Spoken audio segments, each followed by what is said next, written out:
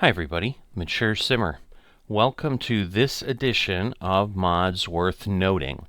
So just a announcement first before I jump in to see what we have this week. There will be some gaps. I'm thinking just next Friday will be the one I will miss for certain, but it could be 2 Fridays. I don't expect it to be more than that. Hopefully we can be back online and just have one that looks back a little further once I come back on. But basically this is the last mods worth noting before we're packing up and moving, and that will cause some disruption.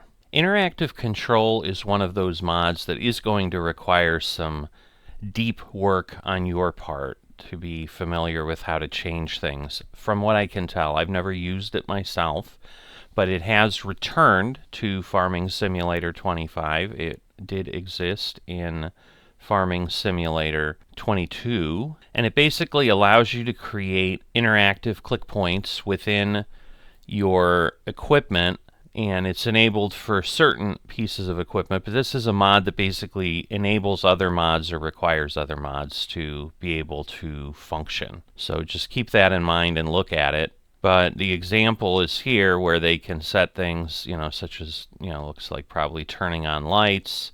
There's the switches down here, so if you know what these things do on, I assume this is a John Deere, then you can go ahead and flip them as if you're actually in the tractor along with this button here. And so you can see, you can just basically place click points around, make adjustments to things, turn systems on and on. So it is enabled. It tells you to look at the GitHub.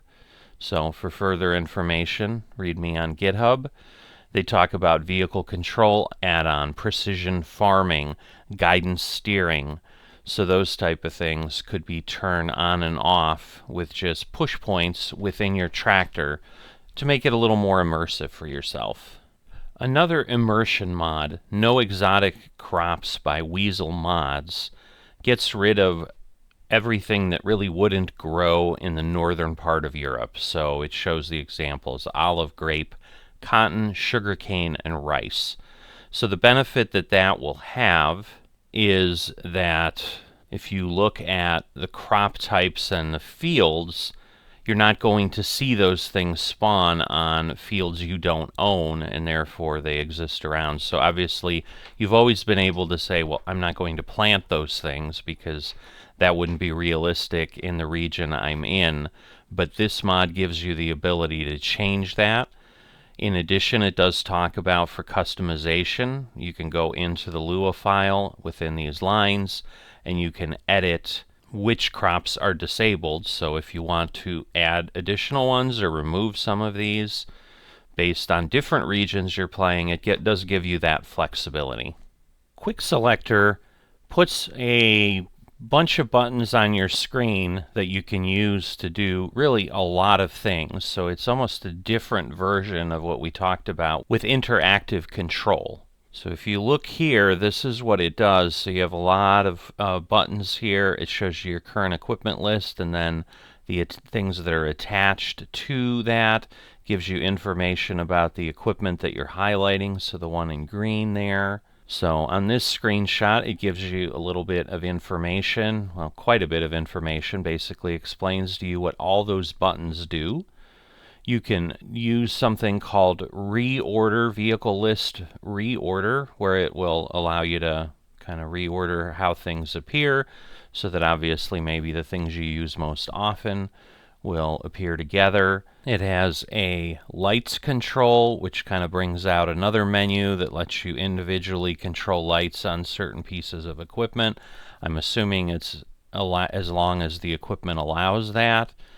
Not all equipment probably allows the same thing, but just a lot to potentially explore there. If that's something that you're interested in, might be worth just giving it a test and see if it's something that you want to use. Of course, something this complex and that adds this capability, as is typical, is PC only. So if you've watched this series of mods worth noting for any length of time, you know that near and dear to my heart since they've become available in FS25 have been productions. This is the daddy of all production mods as far as, I guess, volume and what they've done. So Supermarket Productions, 50 new recipes across 12 factories. And there are 7 new fruits and vegetables produced in a greenhouse and an orchard. And so just as an example, you've got a bakery that will produce apple pie, chocolate and orange cake, flatjacks, lemon cheesecake, vegetable pie, and bread. And a biscuit factory that will make a chocolate biscuit, custard cream, fruit shortcake, jam biscuits, and oat biscuits.